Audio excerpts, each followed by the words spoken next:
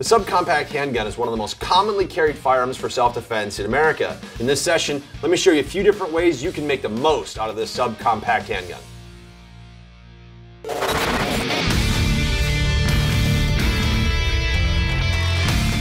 This is the art of defense. The length of your hand grip is a whole lot smaller with the subcompact.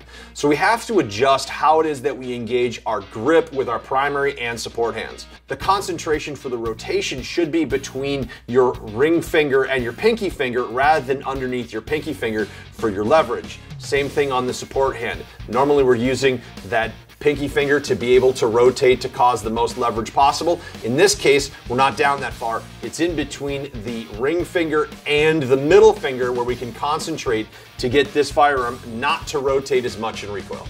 To save yourself some injuries right away, make sure that you recognize that your hand grip being a whole lot shorter means that you need to make sure that you get your pinky finger and probably your ring finger slightly out of the way whenever you're loading magazines into the subcompact, as they have a tendency to pinch your hand or your palm. Just by doing this simple adjustment with your fingers on the loading and unloading is going to save yourself a whole bunch of pain and suffering. The sights on some subcompact handguns leave much to be desired. They're often very dark and very small. So make sure that you look around trying to find a set of sights that allow you to see them effectively to make proper alignment. Some of them can be replaced with proper night sights and things like that for better sight viewing during presentations.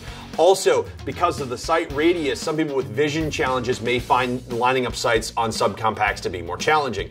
One of the ways that you can augment the sights on any subcompact would be to add a laser. That laser will allow you to be able to line up not only the sights, but the laser on the target downrange as well. Something like a Viridian laser can help make these firearms more effective in aligning sights downrange.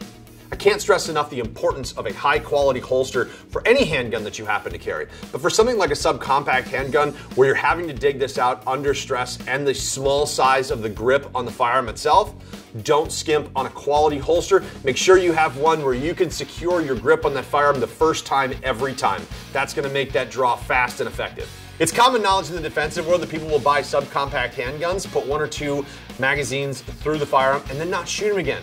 Why? Because sometimes the subcompact handguns are not that much fun to shoot. The reason being is straightforward physics, that the round still has the same amount of power, but the gun weighs a whole lot less, meaning that the bullet pressure didn't lose anything, you just get to take up more of the energy from the recoil. Well, if you have a better grip and better management of the recoil through your body positioning, well, that can make a lot of difference, but that takes proper time and training. Another way to help you in practice, though, is to simply use lighter powered rounds for your practice. You don't have to use the same sort of power or energy going downrange in order to get effective trigger pull work and practice.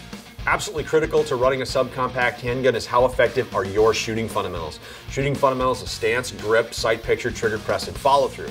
With a firearm of this size, with the sight radius and the barrel length that it is, these firearms will exacerbate any errors that you have in the shooting fundamentals. So if you have problems with crushing or flinching, these will simply make them come out more. So stay focused on the stance, grip, sight picture, trigger press, and follow through, and you will make the most of any handgun that happens to be in your hand.